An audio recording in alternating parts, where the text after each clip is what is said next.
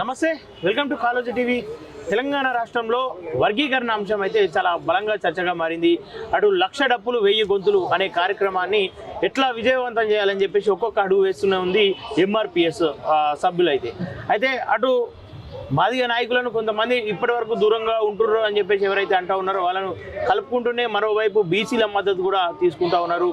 ప్రస్తుతం సోమాజీ కూడా ఉన్నాం, ఏదైతే బీసీ ఇంటెలెక్చువల్స్ ఉంటారో వాళ్ళతో పాటు ఈరోజు ఎంఆర్పిఎస్ ఇక్కడ ఒక ప్రెస్ మీట్ అరేంజ్ చేయడం జరిగింది. అటు బీసీలో కూడా మద్దతు ఇస్తున్నామని చెప్పి చెప్పడం జరిగింది. ప్రస్తుతం మనతో పాటు దరు ఎల్లన్న ఉన్నాడు, ఒకసారి ఎల్లన్నతో మాట్లాడే ప్రయత్నం చేద్దాం. అన్న నమస్తే. నమస్తే అన్న, చెప్పండి, ఇలా బీసీల మద్దతు కోసం ఇక్కడ ప్రెస్ మీట్ జరుగుతూ ఉంది.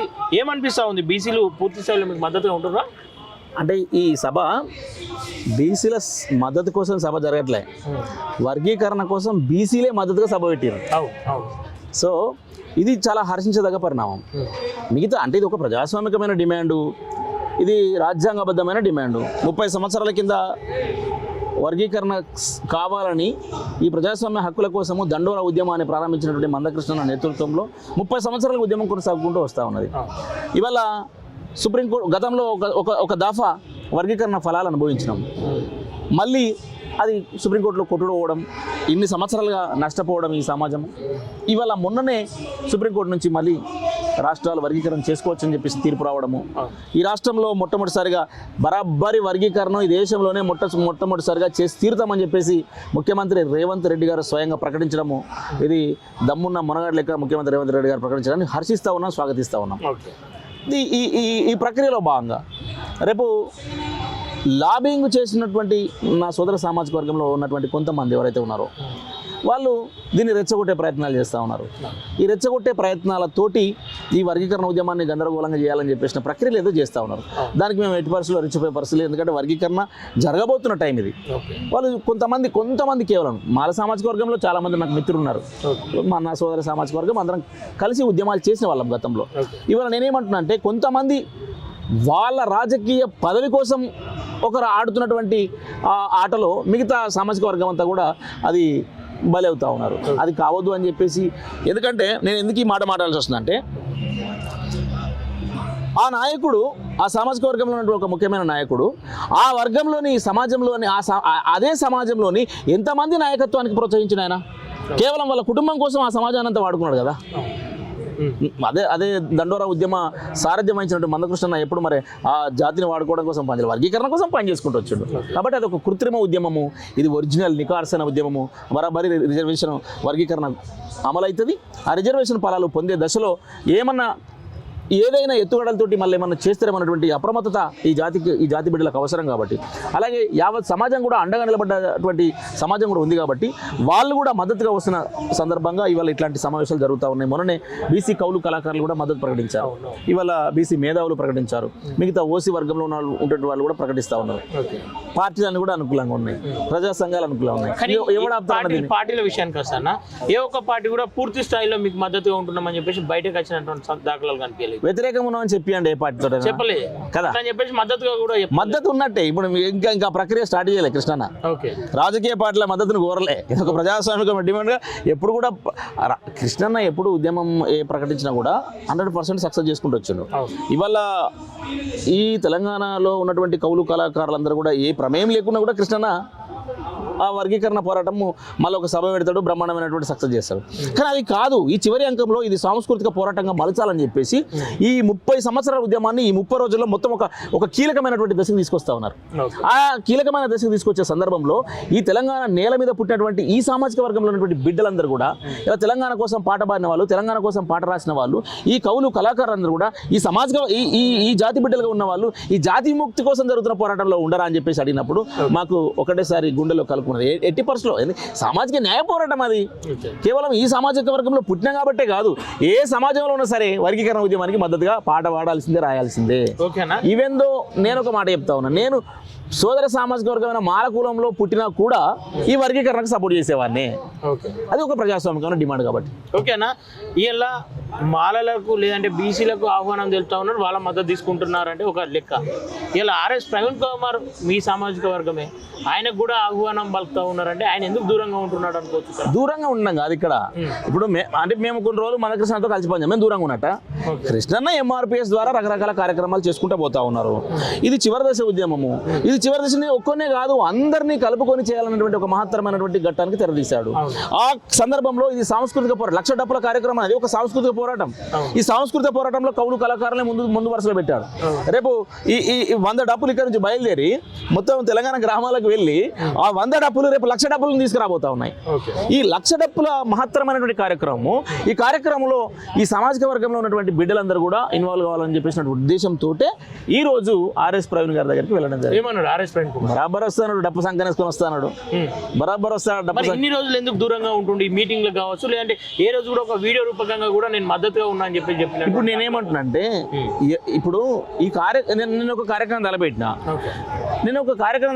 నాది నేనే చేసుకుంటూ పోతున్నాను అనుకో, నువ్వు రాలేవు కదా.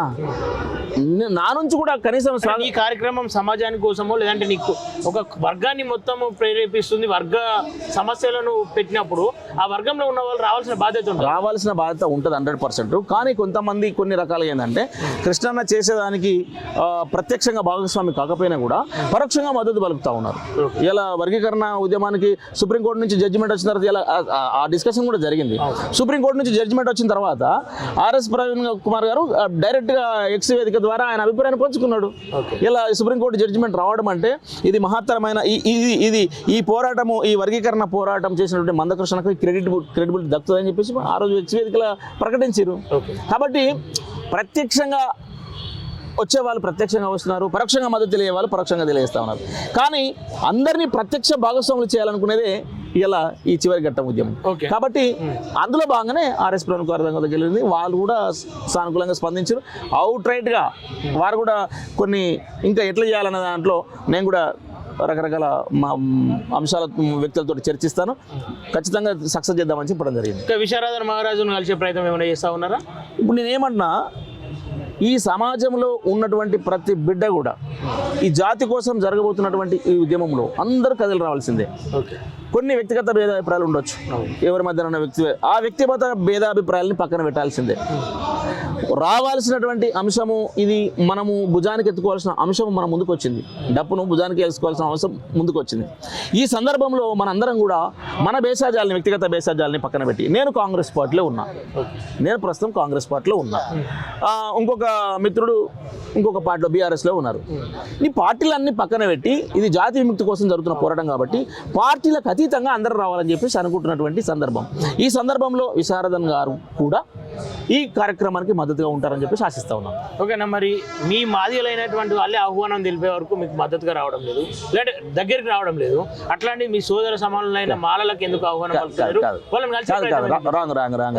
మాదిగ సామాజిక వర్గం రావట్లేదు అని కాదు, మాదిగ సామాజిక వర్గాన్ని ఇన్వాల్వ్ చేయడంలో భాగంగానే ఈ కార్యక్రమం ఇప్పుడు కాదు, రేపో ఎల్లుండో ఉన్నది కాదు. ఇది నెల రోజుల తర్వాత ఉన్న కార్యక్రమం, అందరినీ భాగస్వాములు చేసుకుంటూ పోతున్న కార్యక్రమం ఇది.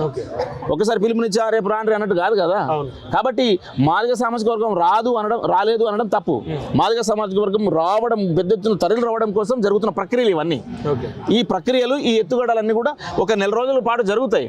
రేపు రథాలు పోతాయి, రేపు కళాకార రూపేణ 10 రథాలు మొత్తం ఉమ్మడి 10 జిల్లాలకు వెళ్ళిపోతాయి.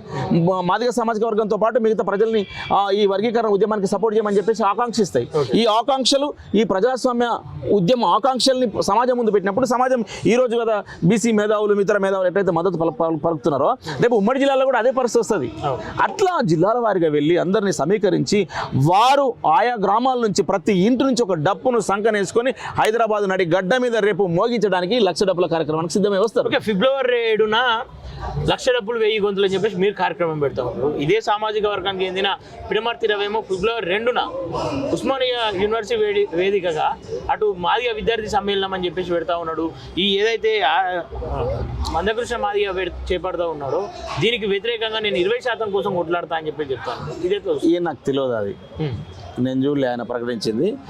కాకపోతే అవన్నీ ఎందుకంటే ఒక మహాసముద్రం లాగా ఉద్యమం నడుస్తున్నప్పుడు మన వ్యక్తిగత అభిప్రాయాలతోటి అక్కడక్కడ చిన్న చిన్న కార్యక్రమాలు పెట్టడం అనేది అది కొంత నెగిటివ్ సందేశం ఇస్తుంది కాబట్టి అవన్నీ కూడా అది కాకుండా సమాజం అంతా ఒకవైపు నిలబడుతున్నప్పుడు అదే సమాజానికి సంబంధించిన బిడ్డలుగా మనం మద్దతు పలకాలి. మనం కలిసి రాకపోతే ప్రత్యక్షంగా భాగస్వామ్యం కావాలి. ప్రత్యక్షంగా భాగస్వామి కావడము వ్యక్తిగతంగా నీకు ఇష్టం లేకపోతే పరోక్షంగానే భాగస్వామి కావాలి. అట్లా కాకుండా ఇక వారి ఇష్టం వచ్చినట్టు పెట్టుకుంటే సమాజం ముందు చిన్నగా కనబడతారని చెప్పి తెలియజేస్తా ఉన్నాను. ఓకే అన్న, ఫైనల్గా మాలలను కలుపుకునే ఉద్దేశం ఏమైనా ఉందా? మాలని ఇప్పుడు మీకు అర్థం మాలలందరూ కూడా వ్యతిరేకిస్తలేరు. లే నేను అదే అంటున్నా, మాల సామాజిక వర్గంలో నుండి చాలా మంది కూడా ఇది వర్గీకరణ ఎప్పుడైపోతుంది. ఇప్పుడు తెలంగాణ ఉద్యమం జరుగుతున్నప్పుడు ఆంధ్ర ప్రజలు ఏమనుకున్నారు సార్, ఈ తెలంగాణ ఎప్పుడు వస్తుందా, ఎప్పుడు ఈ ప్రశాంతత వస్తుందా, 2 రాష్ట్రాలు విడిపోయి మంచిగా బతుకుదామని చెప్పేసి ఆంధ్ర ప్రజలు కూడా కోరుకున్నారు. అట్లనే మాల సామాజిక వర్గం ఉన్న ప్రజలు కూడా వర్గీకరణ ఎప్పుడైపోతుందా, అందరం కలిసి బతకొచ్చు మంచిగా ప్రశాంతంగా. ఇది జనాభా దామాషా ప్రకారం రిజర్వేషన్ పంచుకుంటూ అందరం కలిసి బతకాలన్నది ఒక ప్రక్రియ. ప్రజాస్వామిక వాదులుగా ఉన్నటువంటి మాల సోదరులు కూడా అది ఆకాంక్షిస్తున్నారు. కొంతమంది మాత్రమే వాళ్ళ రాజకీయ ఉనికి కోసం, రాజకీయ పలుకుబడి కోసము వాళ్ళు చేస్తున్నటువంటి ప్రక్రియలే ఈ సభలు సమావేశాలు. మందకృష్ణ గారు తిట్టడము, మాదిగ సమాజాన్ని తిట్టడము, ఈ కించపరిచే మాటలు మాట్లాడుతూ ఉన్నారు. అది నేను అంటున్నా, వాళ్ళు చిన్న బచ్చగాళ్ళు కూడా ఇలా మాట్లాడము. నేను వాళ్ళని కించపరచట్లే. మందకృష్ణ వయసు ఎంత, మీ వయసు ఎంత, ఆయన అనుభవంలో మీ వయసు కాదు. ఆయన పట్టుకొని కూడా ఇష్టం వచ్చినట్టు ఇది ఎట్లా సోదర. కాబట్టి నా సోదర సామాజిక వర్గమైనటువంటి నా మాల కులంలో ఉన్నటువంటి నా సోదర సమానులైనటువంటి ఆ బిడ్డలందరూ కూడా, ప్రజాస్వామిక వాళ్ళందరూ కూడా వర్గీకరణ సపోర్ట్ చేస్తున్నారు. మిగతా కొంతమంది చేస్తున్న కుట్రలకు ఆ సమాజం అంతా కూడా వాళ్ళ మాయమాటల్లో అది కావద్దు అని చెప్పేసి, డైవర్ట్ కావద్దు అని చెప్పేసి బ్రహ్మాండంగా డాక్టర్ బాబాసాహెబ్ అంబేద్కర్ అందించినటువంటి రాజ్యాంగ ఫలాలు జనాభా దామాషా ప్రకారం అందరికీ అందాలన్నాడు. కాబట్టి ఆ ప్రక్రియలో కొనసాగుతున్న ఉద్యమం ఇది. సమాజం అంతా ఒక పక్కన వర్గీకరణ ఉద్యమానికి మద్దతు నిలబడతా ఉన్నారు. ఈ సందర్భంగా నా మాల సోదరులారా రండి, ప్రజాస్వామికమైన డిమాండ్కు మద్దతు తెలియజేయండి. ఓకేనా? మద్దతు ఒకవేళ ప్రత్యక్షంగా రావడానికి ఇబ్బంది అనిపిస్తే పరోక్షంగా మద్దతు తెలియజేస్తారు వాళ్ళు. కొంతమంది అంటావా, నేను నీళ్ళు అడ్డం నిలబడతా, మొత్తం రాని అని. గతంలో లగడపాటిగా తెలంగాణకు అడ్డం నిలబడతా, మేకపాటి రాయపాటి కొంతమంది ఉంటారుగా, తెలంగాణకు మొత్తం రాని అని చెప్పేసి రకరకాల కుట్రలు అనేది ఏమైనాయి. వాళ్ళే ఇలా రాజకీయంగా సమాధి అయిపోయారు. వాళ్ళ రాజకీయ జీవితమే ప్రశ్నార్థకం అయిపోయింది. రేపు ఏమంటే ఈ ప్రజాస్వామికమైన డిమాండ్కు వ్యతిరేకంగా నిలబడే ఎవరైనా, ఎంత పెద్ద రాజకీయ నాయకుడైనా, వాళ్ళ రాజకీయ భవిష్యత్తు కూడా ప్రశ్నార్థకం కాబోతున్నది. కాబట్టి ప్రజాస్వామికమైన డిమాండ్కు మద్దతు పలికే వాళ్ళందరూ కూడా సమాజం హర్షిస్తుంది. ఈ సమాజం గుండెలకు అద్దుకుంటుంది. ఓకేనా? ఫైనల్గా ఒక పాటతో ముగించేది.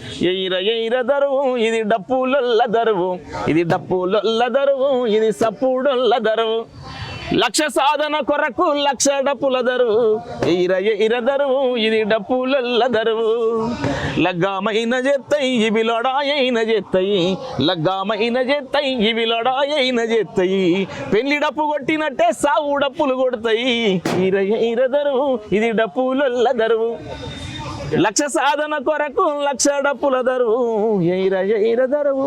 ఈ వర్గీకరణ ఉద్యమానికి మందకృష్ణ నేతృత్వంలో జరగబోతున్నటువంటి లక్ష డప్పులు 1000 గొంతుల కార్యక్రమానికి మద్దతు పలుకుతున్నటువంటి అన్ని సామాజిక వర్గాలకు, అందరు ప్రముఖులకు చేతులు జోడించి నమస్కరించి వేడుకుంటున్నా. రండి మిత్రులారా, రండి అన్నలారా, ఫిబ్రవరి 7వ తారీఖు రోజు లక్ష డప్పుల కార్యక్రమం జరగబోతున్నది. మీరు కూడా సంకన డప్పేసుకొని రండి, ఈ కార్యక్రమంలో భాగస్వామ్యం కండి.